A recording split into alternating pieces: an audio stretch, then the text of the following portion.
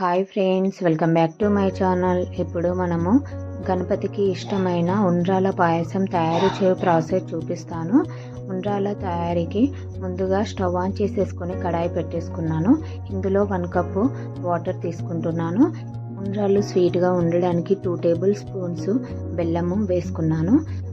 అదేవిధంగా ఉండ్రాలు సాఫ్ట్గా రావడానికి కొబ్బరి తురుము 1 టేబుల్ స్పూన్ వేసుకున్నాను. ఈ వాటర్ని బాగా మరిగించాల్సిన అవసరం లేదు, కొంచెం మరిగితే సరిపోతుంది. ఇప్పుడు ఇందులో పొడి బియ్యం పిండిని తీసుకుంటున్నాను. కావాలంటే మీరు తడి బియ్యం పిండిని కూడా తీసుకోవచ్చు. ఒకవేళ మీరు తడి బియ్యం పిండి తీసుకుంటే వాటర్ని కొంచెం తక్కువ చేసుకోవాలి.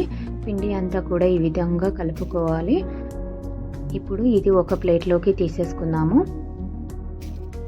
మళ్ళీ కడాయి పెట్టేసుకొని అందులో 1 టేబుల్ స్పూను నెయ్యి వేసుకుంటున్నాను. ఇందులో ఇప్పుడు డ్రై ఫ్రూట్స్ వేసుకుంటున్నాను. కాజు, బాదము, కిస్మిస్ ఇవి ఫ్రై చేసుకుందాము. ఇవి ఫ్రై చేసుకునేటప్పుడు మంటని సిమ్లో పెట్టుకోవాలి. అలా అయితే బాగా ఫ్రై అవుతాయి, లేకుంటే తొందరగా కిస్మిస్లో మాడిపోతాయి. ఇప్పుడు ఇవి ఒక బౌల్లోకి వేసేసుకుందాము. నేను 2 కప్స్ పాలని తీసుకొని వాటిని వేడి చేసుకుంటున్నాను. ఇవి వేడి చేసుకుని పక్కన పెట్టేసుకుందాము. మనము రెడీ చేసి పెట్టుకున్న పిండిని ఇప్పుడు అది గోరువెచ్చగా ఉంది కదా, ఆ పిండి మొత్తం కూడా ఈ విధంగా పిసికి పక్కన పెట్టేసుకుందాము. పిండి కలుపుకునేటప్పుడు ఈ విధంగా ఉండాలి, మరీ గట్టిగా ఉండకూడదు. మనం తీసుకున్న దానికి కరెక్ట్గా సరిపోతుంది, మరీ గట్టిగా ఏం కాదు.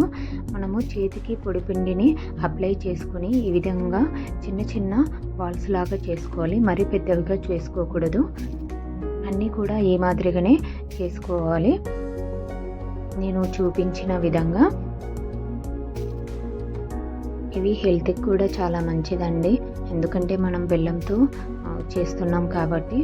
మనము వినాయక చవితి రోజే కాకుండా ఎప్పుడైనా వినాయకుడికి పూజ చేసేటప్పుడు వీటిని చేసి దేవుడికి నైవేద్యంగా పెట్టొచ్చు.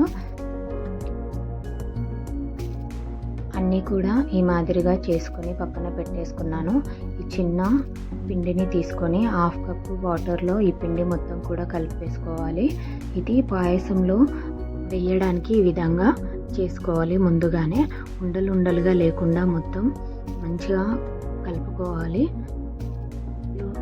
ఉండలుగా ఉంటే పాయసంలో వేస్తే అంత బాగుండదు, కాబట్టి మొత్తం కూడా పాల మాదిరిగా ఉండే విధంగా కలుపుకోవాలి. ఈ విధంగా ఉండాలి. ఇప్పుడు మళ్ళీ స్టవ్ ఆన్ చేసేసుకొని కడాయి పెట్టేసుకుంటున్నాను. ఇందులో 2 కప్స్ వాటర్ తీసుకుంటున్నాను. 1 కప్పు బియ్యం పిండికి 2 కప్స్ వాటర్ తీసుకుంటున్నాను. ఇప్పుడు ఇందులో కొబ్బరి చిన్నవిగా కట్ చేసుకొని పచ్చి కొబ్బరి తీసుకుంటున్నాను. కావాలంటే మీరు ఎండు కొబ్బరి అయినా తీసుకోవచ్చు.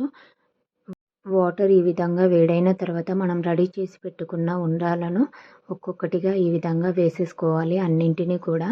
ఇవి ఒక 3 మినిట్స్ మరగనిద్దాము.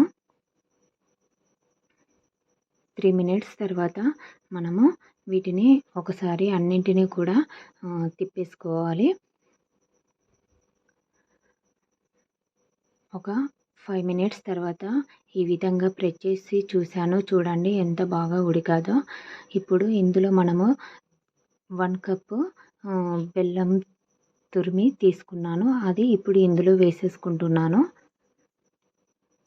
బెల్లం వేసాక ఈ విధంగా మొత్తం కూడా కలుపుకోవాలి. మంటని మీడియం ఫ్లేమ్లో పెట్టుకోవాలి. మళ్ళీ ఒక 3-4 మినిట్స్ మరగనిద్దాము. ఒక 5 మినిట్స్ మరిగాక మనము రెడీ చేసి పెట్టుకున్న బియ్యం వాటర్ ఉన్నాయి కదా, అవి ఇందులో వేసేసుకొని మొత్తం కూడా కలిసే విధంగా కలుపుకోవాలి. ఇది వేసాక మళ్ళీ ఒక 5 మినిట్స్ మరగనిచ్చాను. మంటని సిమ్లో పెట్టేసుకోవాలి. బియ్యం పిండి నీళ్ళని వేసాక మంటని సిమ్లో పెట్టేసుకోవాలి, లేకుంటే అది మొత్తం కూడా అడుగంటుతుంది. ఒక 5 మినిట్స్ తర్వాత మనం రెడీ చేసి పెట్టుకున్న డ్రై ఫ్రూట్స్ని నెయ్యితో పాటు వేసేసాను. అందులో ఇలాచీ పౌడర్ కూడా 1/2 టేబుల్ స్పూన్ వేసేసుకున్నాను. ఇప్పుడు మనము స్టవ్ ఆఫ్ చేసేసుకుందాము. ఇది పక్కన పెట్టేసుకున్నాను. ఇది మొత్తం కూడా చల్లారిన తర్వాత మనం ఫస్ట్ కాచి పెట్టుకున్న పాలు ఉన్నాయి కదా, ఇప్పుడు అవి వేసేసుకొని ఈ విధంగా మొత్తం కలిపేసుకోవాలి. చూడండి, రెడీ అయిపోయిందండి ఉండ్రాల పాయసము. చాలా బాగుంటుంది టేస్ట్ కూడా. మా వీడియో కనుక నచ్చితే లైక్ అండ్ షేర్, సబ్స్క్రైబ్ చేయడం మాత్రం మర్చిపోకండి.